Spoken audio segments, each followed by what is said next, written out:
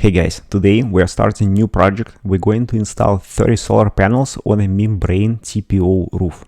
Roof structure on this house, instead of 2x4 or 2x6 rafters, usually 24-inch over the center, we have beams, it's 4x10. So we're going to install rails vertically on the roof, and it's going to be solar panels going to be divided to 3 subarrays, 16 panels here, 9 panels there, and 5 panels on this part of the roof.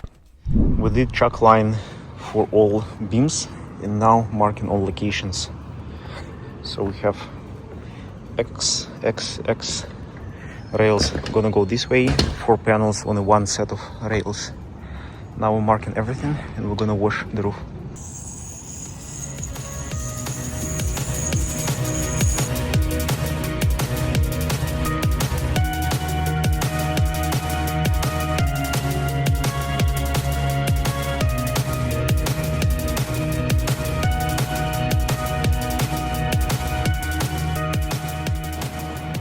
So we did wash the roof.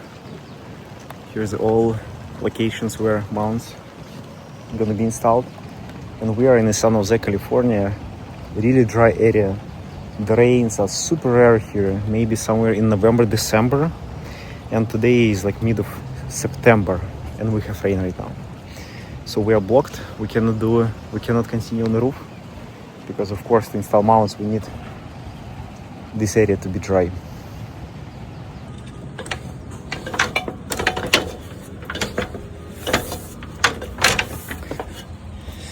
For the solar, we're gonna use 30 solar panels. This is Unirac flash lock RM kit. This we're gonna use for mounts. And on this side, we have Tesla expansion unit, Tesla power wall. Right here is an AC disconnect.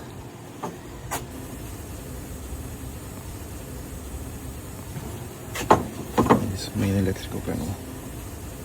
We got a little bit better weather, so we're going to adjust the plans here. You can see this red line because panels supposed to be installed mounts in this location and there, but right here is a water standing. We're gonna move right here because slight bump here, so it's always going to be no water standing. I don't think installing mounts in standing water is going to be good enough solution. So at this point our location is almost dry. We need to wait maybe a little bit more time. So the next step, each penetration we're gonna use isopropyl alcohol to remove any oil stains, to clean this up, and then we're going to use this low VOC primer and then install our flash lock mounts. Inside the box we have one piece of chain-link M1 to run it around the curb. Then we have this chain-link sealant, and then we have 10 types of these mounts.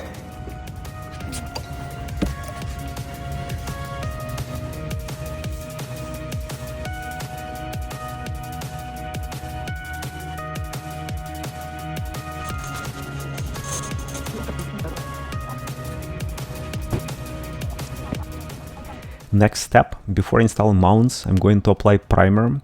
On instruction it says that we should not over dry this, so I'm applying really thin level, and about after 1 minute we're going to install mounts.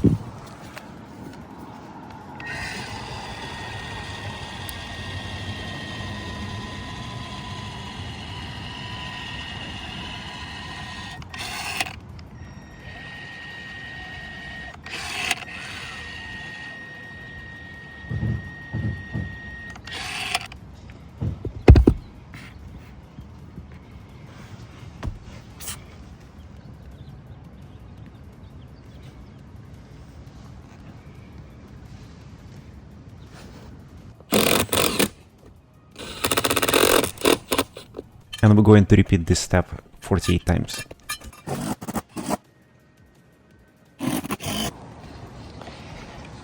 Did install all mounts.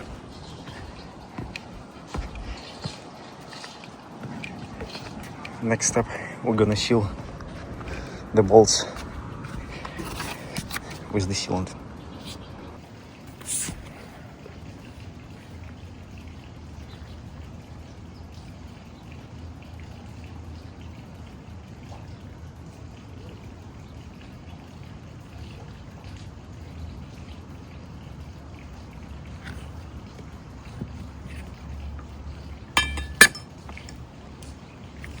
And this is day 2 of installation.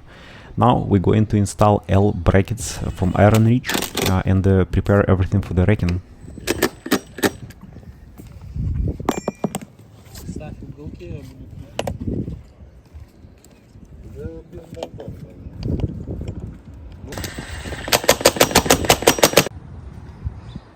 On this area of the roof we do L brackets, and the solar panel is going to be almost flush with the roof. Right here, because we have a lot of duct work or it's for heat pump lines, we're gonna do raised lines. I'm using Iron Reach tilted solution. We are not really tilting panels, just a little bit, but we're doing offset from roof. And in San Jose, California, we have rule that solar panels cannot be higher than 18 inch from the roof. We're at about 14. If you want to do it more than 18 inch, we have to acquire special permits.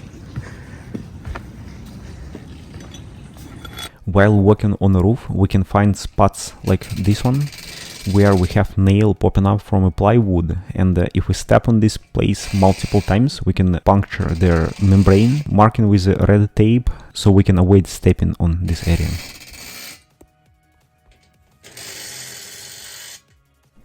And the next step, install all rails. We're using Iron Reach XR 100 rails. One note here is to be extra careful with edges of the rails because it's really sharp and we can easily damage the roof material.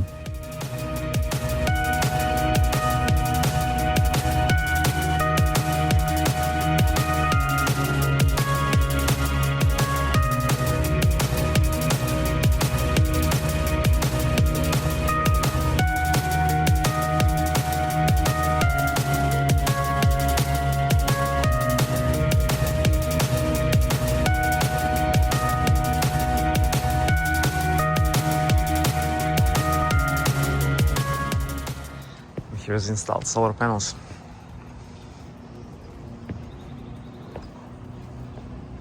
And here's the all electrical components we done on the ground.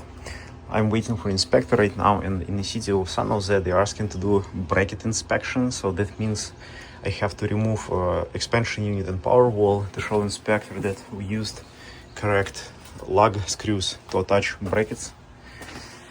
And here's a power wall. We have 4 strings there. Power wall is updating right now. And on this side we have backup switch right here waiting for PG&E to install it. Emergency stop button, AC disconnect, and this is 6 amps breaker for power wall. Alright guys, that's all about this video. As always, thank you for watching, and I will see you in the next one.